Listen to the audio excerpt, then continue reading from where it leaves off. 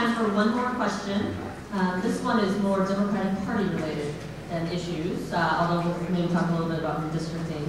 How will you work to ensure Democrats maintain the majority of the State House and State Senate, as well as win statewide and national races in 2010?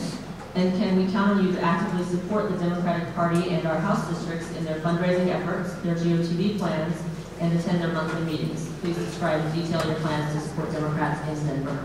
I believe we are starting the time from that. That's a lot in 3 minutes. First question, legislative reapportioning and redistricting is an absolutely critical question that's up in 2010. We need to fight to make sure that we're keeping competitive Democratic districts for us throughout the State House and the State Senate, and as well as in our federal congressional seats. So that's an absolute top priority. I also think it's incredibly important that we honor the letter and the spirit of the Voting Rights Act in that work, so we're making sure that our communities are kept together and kept strong in their voices, so that they're not diminished in their attempt to have political impact. So that's incredibly important. Second one is, how do we support other Democratic candidates in being successful at the state level, at the federal level, and how do we stay involved in our House districts? I have worked on state campaigns, federal campaigns, presidential campaigns. I've done everything from door knocking and canvassing to policy making and speech writing for candidates from Governor Ritter to President Obama to Tom Strickland to Terrence Carroll and Peter Groff. And so I am committed absolutely to working to support not just this district, but all of the districts in Colorado to make sure we continue the string of wins that we've had most recently. And last and most importantly is your question about activism and engagement with the community. I think that ultimately the person who takes this seat is a representative of the people, which means my job is not to come to you and tell you what I did. My job is to come to you first and ask you what you want me to do. Bills in the State Senate next session, those shouldn't be things that are crazy ideas I have in the middle of the night. They should be things that come from us coming to 7A and 7B and 8 House district meetings to say, what are the key issues right now? They're creating web portals where people can put bill suggestions on, and we start to find, the same way Cindy did tonight, what are the most common questions, the most common issues that keep reoccurring, so that those are voiced at the state capitol. And once we get in the middle of the session, and there's heated debates about something like there was healthcare this year, that's the time where we need to call community forums and invite all the community people in to say, all right, there's a couple of major healthcare bills on the floor right now. Here are the pros, here are the cons. What do you like about them? What do you hate about them? What amendment should we add if we have the chance to? And what amendment should we kill if we have the chance to? And then after it's all over, to come back and say, here's the way we carried your voice, here's the way we tried to implement the things that you asked for, and here was the way I voted and why. So I think it's not just a matter of what we do. Thank you.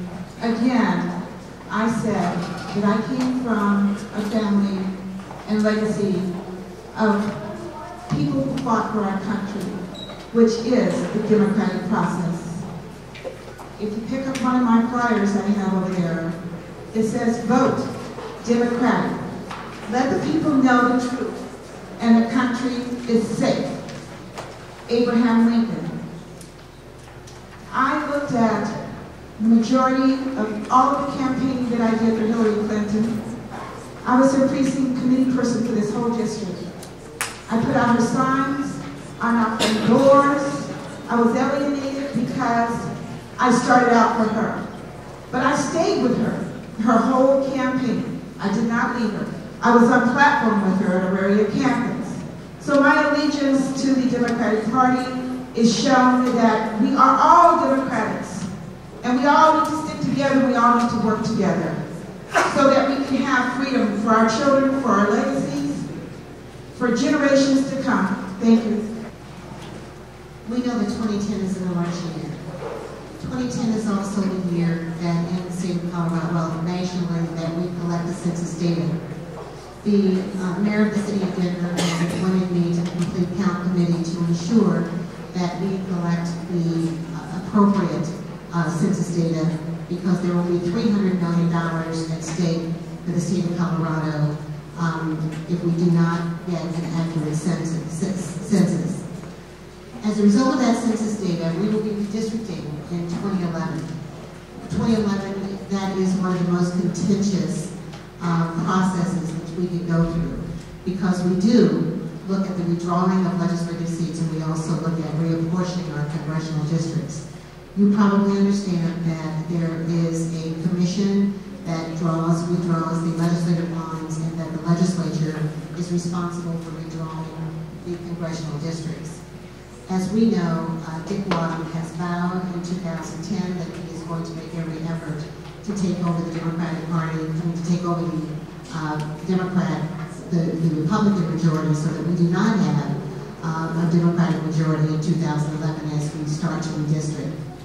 We, therefore, do have to work very hard, and that's the other part of your question, to ensure that we maintain a Democratic majority.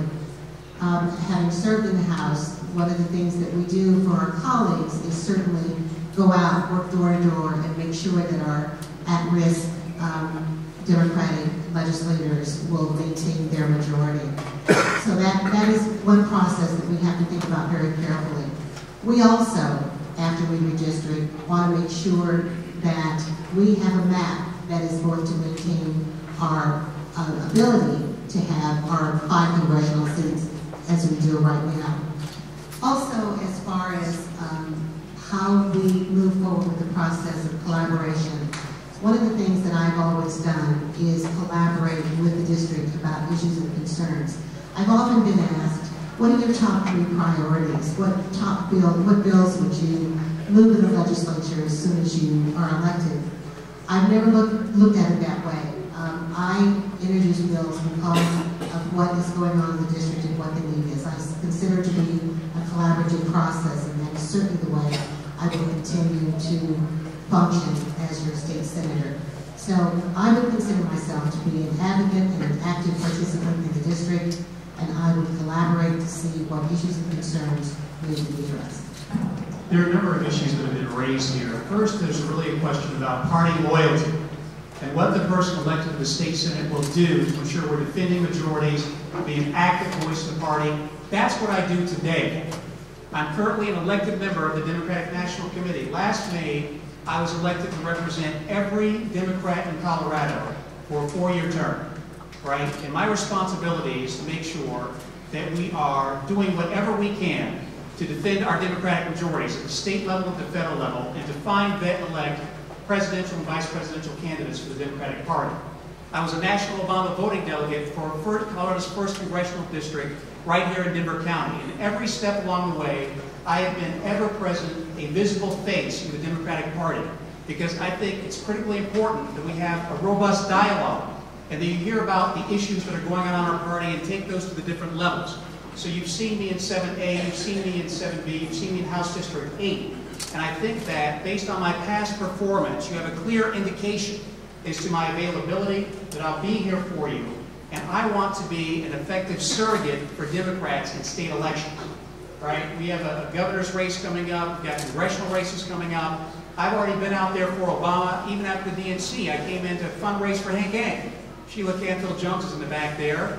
Right? I am here to be a proponent for strong Democratic values and a progressive agenda. So you have my commitment that I will continue what I am already doing, right? Very quickly to the census. Earlier we had a question about diversity. I talked about diversity in this district as a strength of this Senate district. Well, it's also a bit tricky concerning census. Given how diverse our community is, the number of elders here, the number of individuals in the African American Latino community, those are undercounted populations for the census. And so the individual that you elect to the state senate has to be well aware that our Senate district immediately is at risk, more so than any other Senate district in the state of Colorado. I'm in tune with that. I'm prepared to battle for funds, and I will continue to be a proponent for Democratic values and to be available for you in all parts of this Senate district. Thank you.